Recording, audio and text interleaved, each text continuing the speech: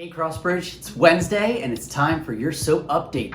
You are in Jeremiah chapter 33, and I really hope the last couple of days have been encouraging to you, have been a blessing to you, because these three little chapters that we have here, 3 or 4, are some of the most encouraging chapters in Jeremiah, constantly reminding us of a future, of a hope, and even that little hidden verse in chapter 29, verse 11, for I know the plans I have for you.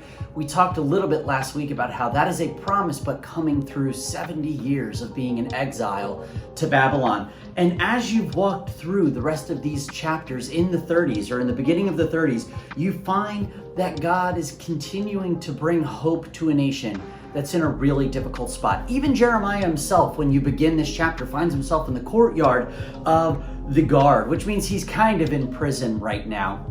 And the Lord is still speaking to him in prison and reminding him and saying in verse 3, "Ask me and I will tell you remarkable secrets you don't know things about." Like, I'm going to tell you about things that are coming up. And I absolutely love that even in the midst of all this pain that Jeremiah is in, God's still speaking to him, saying there's always going to be hope. There's always going to be hope. And I think we need that sometimes, that even when it's nasty out, even when it's not what we expect in our life, that there's always hope for the future to those who trust and put their trust in Jesus Christ.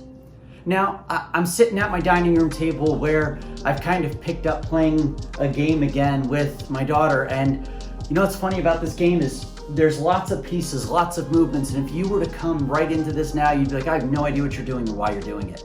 Jeremiah, for a moment, is going to feel like this. If you have not been soaping with us, you might miss it. But if you switch over, and actually I believe it's going to be on Friday, you're going to hit chapter 35.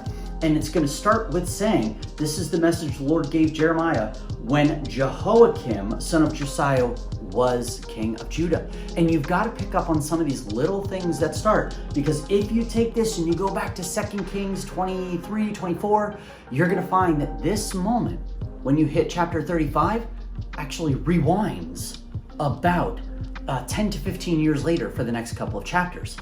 I know that might seem weird, but remember, this is an anthology of Jeremiah's prophecies. This is not one continual story, so little details like that matter.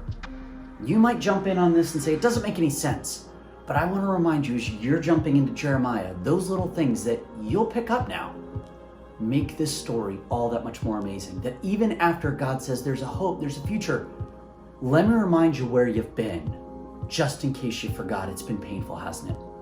It's going to get more painful, but there's hope in the end.